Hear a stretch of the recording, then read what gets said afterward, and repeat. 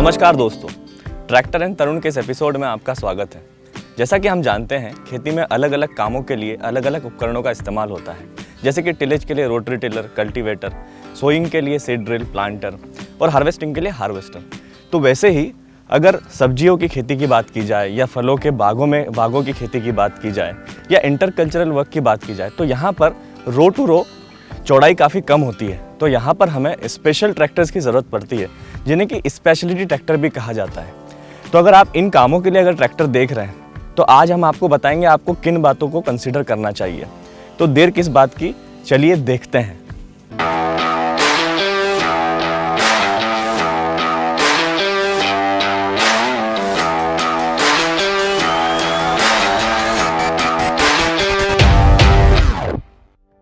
सबसे पहले हमें यह देखना चाहिए कि ट्रैक्टर की चौड़ाई कितनी है।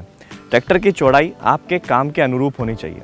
सामान्यतः ट्रैक्टर की चौड़ाई अगले चक्कों के बीच की दूरी और पिछले चक्कों के बीच की दूरी के हिसाब से होती है। इन ट्रैक्टर्स को नैरो ट्रैक्टर भी कहा जाता है। इसके बाद हमें यह देखना चाहिए कि आपके ट्रैक्टर में 4 व्हील ड्राइव हो। ट्रैक्टर छोटा होने के बावजूद अगर इसमें 4 व्हील ड्राइव रहेगा तो आप भारी से भारी काम बिल्कुल आसानी से कर पाओगे, हेवी से हेवी लोड को भी आसानी से खींच पाओगे। वेटलैंड कंडीशन में हम जानते हैं कि 4 व्हील ड्राइव में ट्रैक्शन अच्छा मिलता है, स्लिपेज कम होता है और प्रोडक्टिविटी बढ़ती है। साथ ही साथ ईंधन की बचत भी होती है। इसके बाद आपको यह देखना चाहिए कि आपके ट्रैक्टर की हॉर्स पावर कितनी होनी चाहिए। हम जानते हैं कि ट्रैक्टर में हॉर्स पावर एक महत्वपूर्ण भूमिका निभाती है। अच्छी हॉर्स पावर होने की वजह से आप वैरायटी ऑफ इम्प्लीमेंट के साथ काम कर सकते हैं। और साथ ही साथ यह भी देखें कि आपके ट्रैक्टर का बैकअप टॉर्क कितना है। अगर बैकअप टॉर्क अच्छा होगा तो आपको ट्रैक्टर की परफॉर्मेंस अच्छी मिलेगी और आपका काम भी बहुत अच्छा होगा। ऑर्चर्ड ट्रैक्टर खरीदते समय यह भी ध्यान दें कि ट्रैक्टर की ग्राउंड क्लियरेंस कितनी है।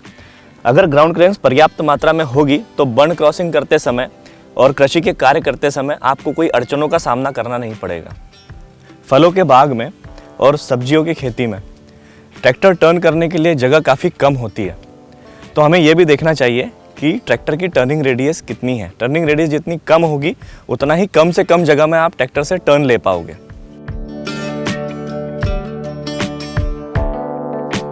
अगर ट्रैक्टर में आप डुअल पीटीओ का ऑप्शन चुनते हैं तो आप वैरायटी ऑफ इम्प्लीमेंट के साथ पर्याप्त मात्रा में पावर का उपयोग कर पाएंगे, जिससे कि आपके ईंधन की बचत भी होगी। यह भी ध्यान देने वाली बात है कि आपके ट्रैक्टर की लिफ्टिंग कैपेसिटी कितनी है। लिफ्टिंग कैपेसिटी अच्छी होने की स्थिति में आप भारी से भारी इम्प्लीमेंट को आसानी से उठा पाओगे और काम कर पाओगे। अगर आपके ट्रैक्टर में एससीवी का ऑप्शन है तो आप रिवर्सिबल एमवी प्लाऊ जैसे इम्प्लीमेंट के साथ काम कर सकते हैं।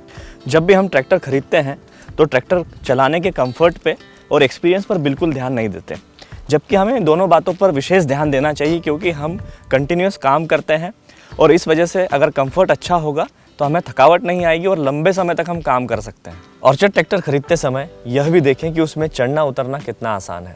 लीवर्स की पोजीशन देखें, उन्हें ऑपरेट करने में हमें आसानी होनी चाहिए। प्लेटफॉर्म जितना अच्छा होगा, वाइड होगा, उतना कंफर्टेबली हम काम कर पाएंगे। इस ट्रैक्टर में पावर स्टीयरिंग होना भी बहुत ज़रूरी है, ताकि हम लंबे समय तक काम कर पाए, वो भी बिना थके।